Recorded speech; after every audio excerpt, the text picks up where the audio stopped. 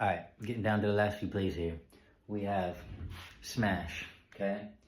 Seattle, smash. We actually have smash concept to both sides. Just look a little differently. One's with a traditional hitch and the other's with a slant underneath it. One being better against zone and the other being better against man in terms of the two different styles to run smash, right? So we'll start with play side. Play side is the zone beater one, right? Where our read is 1, 2. And mind you, this is part of that read. This is part of that read. I won't put a number here, but yeah. This threatening the flat is part of that read. And then backside, we've got 3, 4. However, if we line up and we see it's man, this is 1, 2, right? Because man, this guy's not separating. He could separate. And yes, we could hold him here and drop this over him. It's not like this side is dead against man. This is just opening easier and quicker, right? So if we see that it's man, just you as a quarterback, nothing needs to be announced or said or anything like that to the rest of the offense, but just you as a quarterback, if we see that it's all man, just know, okay, hey, I'm gonna start my progression on the man beater side and then come to the other half of it, backside. So, right, zone. Picking on this guy, right? Also this guy, but really this guy. And tradition, like, is he sinking with the what looks to be a seam? Is he wide into the hook? Is he crashing down on the double, right? Based off whatever direction he moves, could find where to go with the ball. What we like, is, hey, he takes a couple steps, he sinks with this, boom, we rip this easy hitch and get yards, right? Because he has to bail, right? He has to bail. And then so if he gets depth, we can rip it to the hitch. We can also rip it to this, right? Don't have to. It can go here, get free yards as well. If he bites to the double, that can also open up the hitch, right? So you as the X, when you're hooking up, if you see this guy crashing, just go ahead and bring that in a little more to get you to the space that'll be open, right? Just go ahead and bring your hook in a little more and take off against zone, right? And then backside against zone, he has to respect this.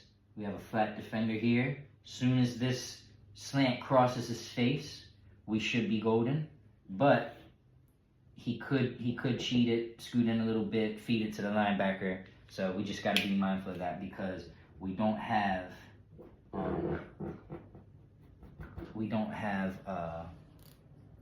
anything threatening his space. Now we could, right, with the center.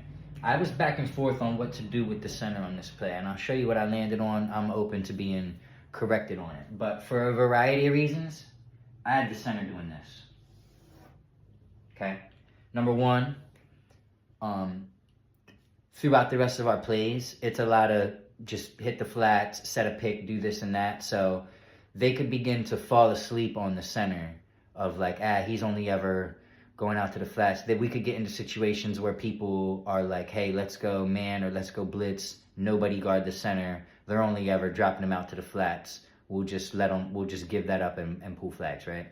Got to mix it up a little bit with the center in terms of the areas we release them to and stuff like that, just to keep, that Mike linebacker on his toes in man situations, or, the safety having to, or whoever, like just making sure, hey, we got to keep an eye on this guy. He's not only ever going to be going here or here, he's liable to go to a bunch of different places, right? But other reason I had him go here is literally just to occupy the safety, right? Occupy this safety, give this guy a 0% chance to fly over and interrupt one of these corner routes. Because what we'll have is sometimes, these guys are running this corner and they see this guy's not getting deep enough, and rather than run it out to him, the angle on this corner could be more like, more like that. And in that instance, we don't want this sinking safety to be able to roll over and help with that. We'd like to have something hold him in the middle there, right? And unless we do that with the center, there is nothing, right? The slant's not enough. It's not deep enough. So that's why I wanted the center doing that. Let me go ahead and erase this shit. Right? I'll leave that there because, you know, it's a sight adjustment type of thing you could do. But, so that's zone. Against man, same thing. Same thing. Right now, this is not, doesn't really matter. Same thing. So man, this is clearing out to there. He has to run with this. If we get outside leverage, this whole area is open to throw that. Same thing on the other side. Has to crash down to this. We get outside leverage, whole area to drop that in. Also in man, especially if it's press man, we have that same concept where our H can widen and get upfield and make a pick for this and Z cut underneath it and be wide open here in a man situation, right? And then if we get like severe off man, like, yeah, it's man coverage, but they're playing super duper back, we just fire that in there, right? Clear this guy out the way quickly as you can, fire that in there, easy yards, you know, make a guy miss. You might have the whole sideline if you make a miss, right? So we like that against off man, firing in the hitch. Press man, we like stuff like, you know, the slant, get it to our double who cannot be pressed. We get into our secondary play here. Secondary play, it's gonna be pretty simple. We got this guy here, we got this guy here. We would have our center as the deep hash, and then the slant come across would be our shallow hash target, right? What else? Okay, fire drill. Fire drill. This is the part where you kind of wish that the center was just dipping off into the flats. But honestly, fire drill, if the QB had to escape this way, I've seen you guys hit these slants with a fucking shovel opposite direction. I've seen Zach do it. I've seen Bryce do it. I've seen the boy Jimmy have a ton of success doing it. Not an ideal play, but it's doable. You can roll to your left and hit a slant, either regular throw motion, shovel pass, something like that. So I won't say that there's no options. It's just not going to be as easy of a hit as some of these other ones, given the fact that you're moving away from, you know, you'd be rolling left here as a right-handed quarterback with a route going across field. So hopefully, in this scenario, we just have a big enough window where the guy can just sit down for you and make it an easy target. But I could see against man blitz with someone hot on his tail, rusher hot on your tail, and you have to abandon. I could see a world where that just ends up you go ahead and run it. But if you'll take a look, we've got this guy getting cleared out, and we've got the slant bringing the other guy back inside. So if you can get to that edge, there's going to be a lot of yards to be had just keeping it yourself in the fire drill, right? Press. Every time I get to press and blitz, I feel like I've already fucking said it earlier, but yeah, I did. Didn't I? I don't know. Press.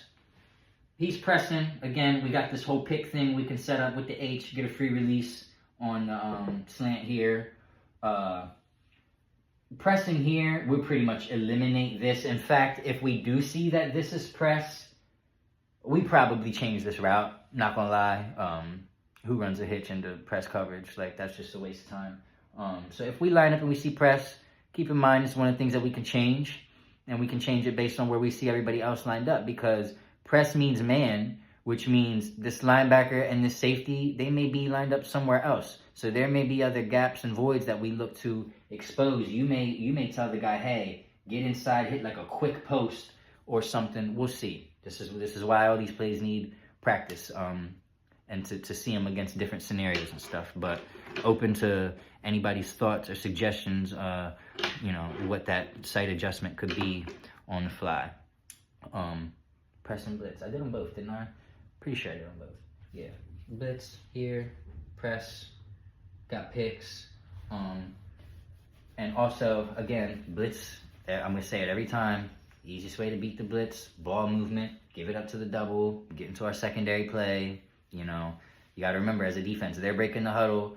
They're calling that blitz to work a certain way. We get to the quarterback, he has to force it to some of these receivers. Well, now we get it to the double, it's a whole nother play they got to defend. So, yeah, that's always going to be our go-to blitz beater. Even if the play has something in the works to beat it, we always have that to fall back on, right?